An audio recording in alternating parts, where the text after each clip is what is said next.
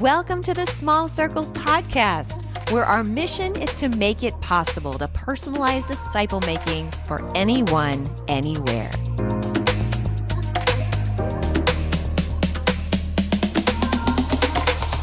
Small Circle is catalyzing one-to-one disciple-making cultures that are transforming lives, churches, and countries across the world with our free disciple-making tools. I am your host, Carrie McCoy. We'll be updating you firsthand right here on this podcast, bringing you the most pressing and active frontline open doors that are occurring right now. So make sure you hit that subscribe button and don't miss out on this disciple-making movement we are all a part of together.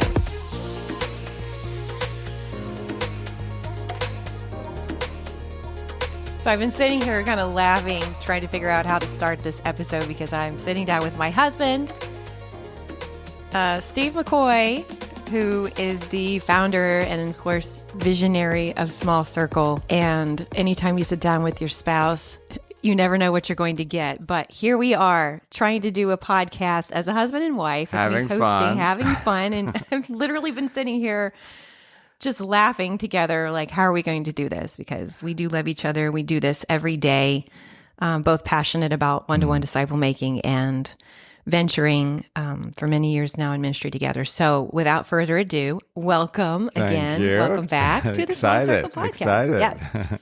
So today in particular, we could go a bunch of different directions. And we will have, as you already probably know, episodes where we sit down with Steve and dive deep into what he has in mind for these one-to-one disciple-making tools. So today we're going to visit a specific lane of one-to-one disciple-making, and that is discussed today about the distinction of one-to-one in comparison with other approaches. How are they complementary? How are they different? So that's the topic and discussion today. So Great. Love it. You know, I was just sitting here thinking when you were saying that you well know that I love this show on TV that has a bunch of inventors, creators, and Shark new Tank. ideas. Yes. And one of the questions that comes up all the time, what is proprietary about this product? What makes it unique? So I think it's a great question that you've asked. You know, what's the difference? Because I think discipleship has become that kind of word that is used as much as vanilla ice cream. And I think the important thing is that you and I both know that there is no one right answer. And that's the beauty, I think, even as you look at Jesus's ministry. So if we think about SmallCircle and we say, hey, what's unique? What's proprietary about it? I think that there are different things for different purposes. So let's take, for example, a fork and spoon. It's always a great analogy. So I want to eat my salad with a fork, but if I order soup and salad, that fork is not going to be that, one size fits all. It's not going to, play multiple purposes. So try to eat soup with a fork, obviously, or try to eat your salad with a spoon. Therefore, someone invented the spork. the spork. I love the spork. We travel internationally. We never leave without a spork in its own shrink wrap, right? And yet it's probably a love-hate relationship. You love the spork, you hate the spork. Like you were saying, we were talking earlier, the little tongs of the spork They always break. Right.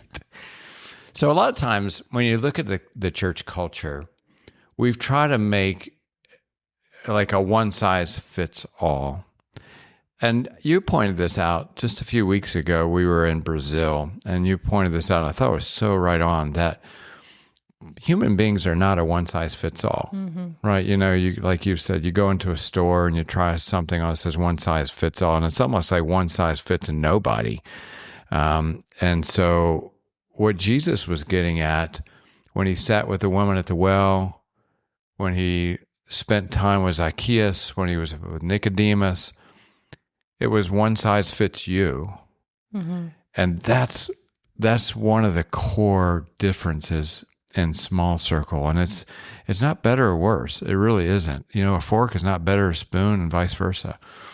But it does have that uniqueness, so that when we have group disciple making approaches, which are wonderful, we have, I'm a pastor of a church, as many people know, and we have a lot of groups in our church. So we're not anti-group any more than we're anti-fork. Right. There's a reason and a place for all of these things. Totally. Or micro group, I think the important thing for us is like, what can a group do? What can it deliver? What can we expect out of a group? And so many times when you look at Jesus's ministry, he had, the crowds. And if the crowds got it, why didn't he just walk around doing crowd messages and sermons like the Sermon on the Mount? Or if it was just the group of 12 guys, okay, why did he do the crowds? Why did he just walk around with those 12? And if it were only the 12, why did he have Peter, James, and John? Why did he go down to the 3? And if it were just the 3 or just the 12 or just the crowds, why did he have this unique fork-like, spoon-like, not spork-like relationship with John? Yeah, we don't think about the distinction of these environments and conversations Jesus had. We just kind of look at the Gospels as one big swooping, him appearing and having talks with people, but there are definite distinctions between the groups and what he did and spoke and talked about in those distinctive groups in that context. So go into that a little bit further. I'm interested to how you would speak to that for listeners who are curious to lean into that more. Well, it would be an interesting study. I've done it just because of what we do, but you could study on your own. A person could study on their own. If you look, just observe the conversations and the content of the conversations in each of those dynamics. So if you look at the conversations in the crowd, we call them the common conversations. He's telling stories. Not everybody understood the deeper meaning of the story, but they could track along with the story. And Jesus is talking in principles like, blessed are the poor in spirit. Okay, everybody kind of follows that. So like at this feeding of the 5,000, that would be like one of the big groups. Right? Yeah, and it's no different, as pastors, we preach a lot. And when we get up to speak, there are people there that are trying to figure the thing out. There's some people just figured it out 3 weeks ago and exchanged their old life for Christ's new one. And then there are people in there that have been in rhythm with God for years. So we're trying not to be over the heads of those that are new to it and not to be so simple for those that are seasoned. And so it's common. We're trying to, broaden it out. Then you look at the conversations with the group. It gets more concentrated. There's more clarity. That's one of the guys sitting around the campfire said, hey, heard you tell a parable, heard you tell this story. What in the world does that mean? Mm-hmm. What do you mean by that? Yeah. Explain that. Yeah, and so he begins to break it down. But then he takes these 3 guys, Peter, James, and John, he takes them up on the mountain. He takes them in the garden to pray. He didn't take all the 12. He didn't take, obviously, the bigger crowd. And that was very specific. But then you come to this relationship that he had with John. And it's a really unique relationship in so many ways. Just to hit some of the highlights, because I think it's worth a conversation. John is the only guy that said, hey, Jesus loves me. I'm the disciple whom Jesus loves. But you're like, okay, well, Jesus loved everybody. He loved all the guys with him. But what John is saying is there was a special love. There was a kind of a best friend, David, Jonathan, relationship going there. John is the only one that in the Gospels that starts with eternity past. John is the only one we think historically didn't die, get martyred, because Jesus had a specific purpose to give us eternity future by writing the book of Revelation. You look at the Gospels, John is the only guy that gives us the names of Jesus, like bread of life, the good shepherd, the truth, the way, and the life, and on and on. But there are a couple of really crazy moments with John. You remember after the resurrection, Peter had gone back to fish to do his own thing, and Jesus refers to Peter and tells him how he's going to die. Well, the other guys were standing around. It would have been natural for Peter, who was kind of the amplifier of the group, to say, hey, how about these other guys? Right, how about them? Yeah, why are they, But he didn't. He said, how about John? Well, why would he say that? Peter was in the, inner 3 circle, but why did he pinpoint John? Because he knew that. And same thing at the Last Supper. when Jesus revealed that someone was going to betray him, all the other gospel writers said, "Is it me?" But John didn't write that because he knew it wasn't him. But what's interesting, again, the mouthpiece of the group, the amplified voice was Peter. He would have naturally said, when Jesus said, "Hey, one of you guys are going to betray me. Hey, which one of you guys is going to do it?" He leaned over to John. If you look in the Gospel of John, he leaned over to John and whispered in John's ear, "Ask Jesus who it is." And so he recognized that. At the cross, every disciple was scattered. Only one came back, and that was the best friend of Jesus. And so John. So, when you look at that, I think what Jesus is saying is that's not a better relationship. Mm-mm. It's just a different relationship. And you can't have that with everybody. You can't have it with everybody. It's a good point. We often say nobody can have it with everybody, but everybody can have it with somebody. Mm-hmm. And so if you go back to the fork and spoon and spork, what we've done and what we've discovered in Small Circle that it brings a real beauty is that we find that it's a missing piece. Because we have so much intentionality towards a group or micro group. We have curriculum, we have leadership development, much intentionality. When we think of a typical Sunday or Saturday, whenever you have a worship service, like how much intentionality is going into that. And we do a great job in our churches with Sunday morning and groups. Totally. I mean, you got, kids ministry and high school ministry, middle school ministry. You got the worship band, you got the preaching prep, and a lot of prep. But when it comes down to this one-to-one and getting down to that Jesus John level, we almost just like, hey, let's let the Yodas do it. They can wing it. They can wing it.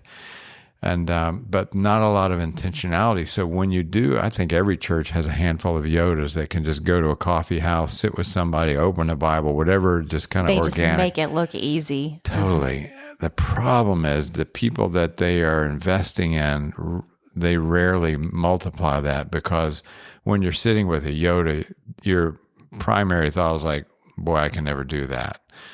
So at Small Circle, our thrust has been, how do we have an intentional plan for everyday people to get down to this treasure chest of a one-to-one relationship, because that's where we see life change. It's where we see relational depth and so I think that's what Jesus was, trying to set the stage for, because here's the deal. Here's the spork problem, the problem of the spork. Tell us, what is the problem of the spork, Steve? Well, first of all, as you pointed out, it breaks off. And so, always breaks. But when, for years and years, as a pastor being in ministry, we've always had groups from the very beginning. And that's something that was kind of born out of, John Wesley was the first guy to say, hey, let's have classes. And then we kind of infiltrated that through our, church history. And then when we got to the 60s and 70s, we started having groups, like home groups. And the expectation is that group could be everything. And it became the spork, that we can have these deeper relationships. Definitely in a group, we get close. I'm in a men's group, every other Saturday we're doing men's group, and I love those guys.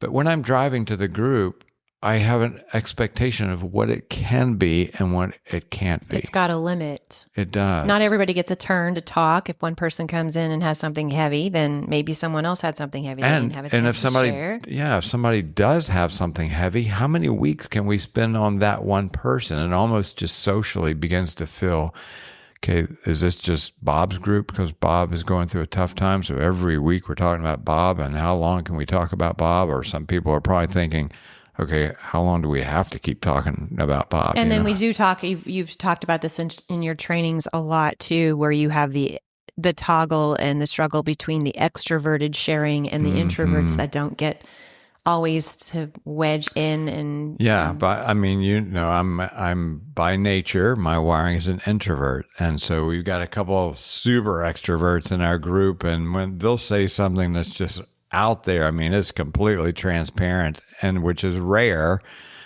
But when they do, I'm like, wow. And That you was can a almost lot. feel the group, right? And the other thing is just interesting that, and maybe this is more with guys than gals, I don't know, but I just observe a lot. And when something really heavy comes up or a kind of a hot topic, it's interesting to watch, 10, 11 guys all of a sudden stare at their shoes because it's such a awkward, tough, topic. They're like, wow, I'm not sure this is, So when here's the beauty. When you have one-to-one disciple making and you can get down to that Jesus John level, and it's a spoon, it's a specific instrument for a specific purpose, you no longer expect the fork to be a spoon. You no longer expect the group to deliver what only Jesus and John relationships can deliver. And it releases the stress off of trying to do that one size fits all, because you have a one size fits you, and the group no longer needs to be a spork. We're not trying to reach all kind of levels. We're really trying to get out. And the beauty, so the first, I think, distinctive is that it's a very different conversation than the group conversation. There's no longer group speak. The woman at the well, it wasn't group speak anymore. It was just for her. It was customized. When you think about Zacchaeus, and Jesus said, I must descend on your house. I must stay at your house. There was time spent there. When you think about Peter after the resurrection, and Peter had gone back to his profession, and it's like Jesus was saying, Peter, look me in the eye. This is no longer about the group. This is no longer about James and John. This is no longer about the crowd. This is about you and me right now, one-to-one. Will you love me more than these? And that conversation, I would say, rarely comes into a group. And if it does, it's for others, they're kind of sitting there watching. And so that the first distinctive is that it really gets down to a conversation that you don't typically have. Yeah, you talk about this in every training that you're doing too, that operating systems in most churches don't have this available in a one-to-one table for two. And so what happens to these conversations that don't get shared, you take people through and you show them like, okay, what does that become? And that becomes secrets, burdens, when there's not an outlet to share that. Can you talk to that a little bit? Yeah, it's a great point. You think about the woman at the well. Of course, we all know she came alone. She came in the middle of the day. That was odd, et cetera. And then as the story unfolds, it's like now we know why. She's been ostracized and marginalized in her town. And you just kind of think, how many years does she carry that private story and the shame and the guilt with no one to say, hey, I've been there too, or I get it, or tell me more. It just seems to become more and more rare that people say, tell me more. Let me dig down, into the deeper end of your story. And that's what she brought back to the town. I met a guy that told me everything about my life, and because he was exploring her life. And we just find that, just like you said, it's people, if they don't have an outlet, and we don't have a strategy, a plan towards that outlet, then I believe and have seen and witnessed in many, many years of ministry that there's a lot of people in our church, and as one book that I read was called Together Alone, or Alone Together. In other words, they're in the crowd and they're in the group. I don't know if you remember that one girl in our group years ago that says, I've been in professional counseling for years, which is great. Professional counseling is great. But we said, hey, we broke the story down. She said, I just haven't had anybody to talk to. Right. So there's a person sitting right in your group. And, as you and I, we disciple people that are in our groups, and we find out, man, there are stories and depths of life events that never, ever, ever come up in a group. And it's an endless well. You could just keep going and going. But I think everybody listening right now is like, yes, yes. Oh my goodness, yes, you've sold me. I'm here. You got me at hello. So the question is, you've got the Yodas and they can just do it and wing it and do it successfully. But the average person doesn't have the know-how. Sometimes they're shy, they're insecure, they feel like I don't know enough about the Bible, whatever reasons or excuses there are that limit us from coming to this level of conversation. Here's the big question. How does one do it? And why small circle? Why is it distinctive? What is it about small circle tools that can get people to this conversation? Because I think that's what everybody's wondering. Yeah, great question. Over the years, the percentage of Christians who've ever discipled anyone or have ever been discipled at this level, this Paul, Timothy, David, Jonathan, Jesus, John level, is dismally low. Some statistics say it's even only 1%. Okay, even if it were 10%, it's dismally low. And so you could ask the question, okay, why don't people do it? Are they being belligerent? I think that it's not because they don't comprehend the Great Commission to make disciples. Are they just being disobedient or whatnot? What I think you just hit it on the head, is that people are like, how do I do it? And I think the number one reason that people don't do it is because they feel inadequate. They don't feel confident. Unfortunately, inadvertently, we've created an expert culture, right? Yeah. Somebody up front and talking, doing all the talking. In a group, there's a group leader. Sometimes they know more about the Bible than the other folks. And so that's a big thing we hear all the time. I just don't know enough about the Bible. What if I don't have the answer to something? That's a big one too. Like, okay, do I go to like a coffee shop, break out the book of John? I've just heard this over and over. I'm like, well, those first few sentences in the book of John are pretty rough. I mean, they are, right? They're pretty deep. And again, for the average person, they don't want to be embarrassed to be caught off guard. So to answer your question, what's one of the distinctives? Well, we have tools like a lot of people. We give them away. This was not a decision, but it was a really deep conviction that God just kind of infused in my ambitions and thinking and years ago. I remember you're what? You're going to give them away?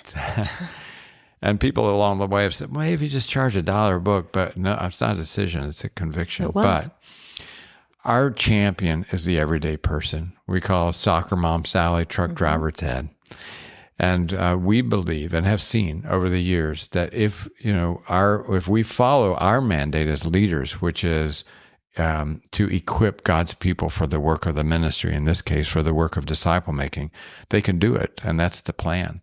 So we've created a set of tools. Again, they're completely donor funded. We open-handedly re-gift them.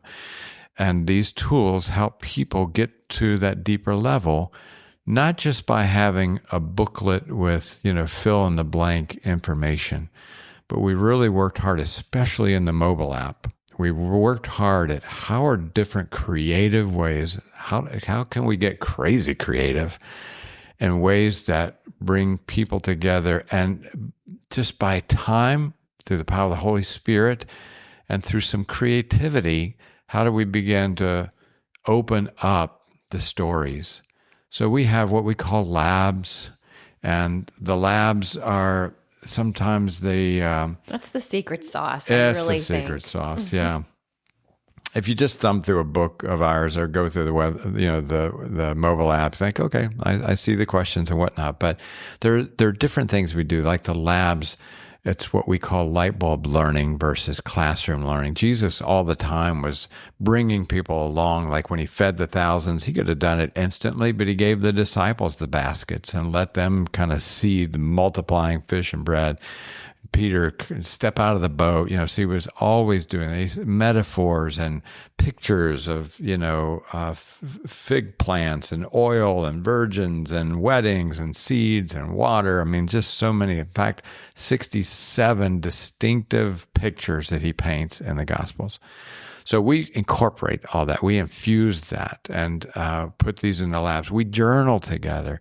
We have like in the mobile app, what we call the meeting hub, where we can record and take track what were the life events that we heard and circle back and to those things in the disciples' life, and what are the action steps we're going to take between now and then. So we kind of take the hard ground of information and we kind of break it up and say, hey, we're going to use some information, but that's the least thing. It's more mindful use of information and mindfully. Yeah. And we've seen this around the world. We're in 140 countries and over 75 languages. And at first, when we started to travel, because you and I travel so much, and I was like, man, I don't know if people are going to look at these labs and this approach, these crazy Americans doing things all out of the box, but they absolutely love the labs. That has been the thing that people have. Totally. And I think, and it's not a cultural thing, although we're always open to cultural modification if people need to change over the culture, but it's a human thing. Humans have creativity. Humans have, they want more than information. We have feelings, we have senses, and so we're just tapping into that human level. The need for a deep relationship. And how we learn and how we absorb and all that stuff. So, yeah. So it's been an exciting ride. And so let me just say this too, because I think it's important to say. Distinction doesn't mean superiority. That's right. Because sometimes you think, oh, okay, you think your tools are better, this, that, and that. No, we're just providing a gap. We're, to plug that gap. We're the missing piece of the puzzle. And when you think about the missing piece of the puzzle, it's complementary to the other pieces. So we work so well with group ministry, with micro group ministry, just like Jesus did. He started with a group and he began to funnel down to that treasure chest of that John relationship. So, and let's go back to fork and spoon. You need a fork and a spoon and a knife. And so when you go to a restaurant and you open up the napkin and it's only got a knife, you think, well, somebody forgot something. It's so they're incomplete. That's the word that comes to my mind. Yeah. When you're putting together a puzzle, all the pieces are valuable, but there's one piece that completes the puzzle. And I think in our church culture and how our operating system works and the activities that we have and the things that we offer, the one-to-one really truly is the thing that would complete the journey of a believer from coming into their faith with Jesus to becoming a multiplier and a parent. It's so true. When you're putting a puzzle together, everybody wants to put the last piece, especially in our house. And it's so cool when you put that final piece and now you see the whole picture of the puzzle. And that's what it has felt like. Again, we have groups in our church. We have people that are micro groups, and the people that are in those groups, micro groups, you can tell they're yearning. How do we get to that deeper level of relationship? So at any rate, that's kind of where we're at, and that's the distinction. And it's the fork, the knife, the fork, the spoon. The fork, the spoon. We don't recommend the spork. Right. Well, thank you for the time. We'll have you back again and talk about different other aspects of Small Circle, but we really wanted to hone in on the distinction and the value and the completion of having a one-to-one available tool for the everyday person, for anyone in there. Absolutely. Thanks for the time. Thank you for spending your time with us today. If you'd like to discover how you too can multiply deep and lasting life change right where you are, our tools are available. Visit our website at smallcircle.com and you'll find links to our downloadable tools and our free mobile app. You'll also find training videos and a whole collection of other resources that will help you successfully launch a disciple-making culture. You can get started today. Thanks, everybody. We'll see you next time.